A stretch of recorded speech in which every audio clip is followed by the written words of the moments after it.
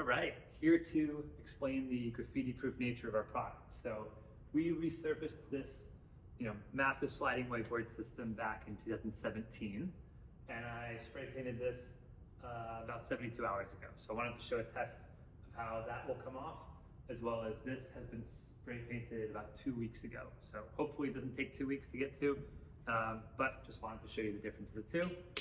And so I've tested rubbing alcohol, I've tested the water-based graffiti remover and solvent-based. So I'll show you the rubbing alcohol.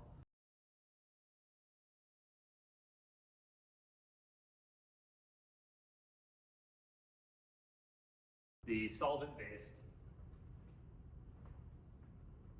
comes right off.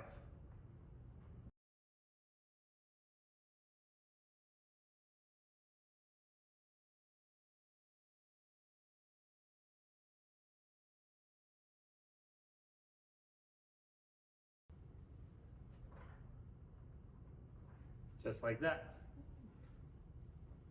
Now I'm going to test the, clearly the GOOF solvent-based graffiti remover was substantially better. So I'll show you what 2 weeks of graffiti looks like.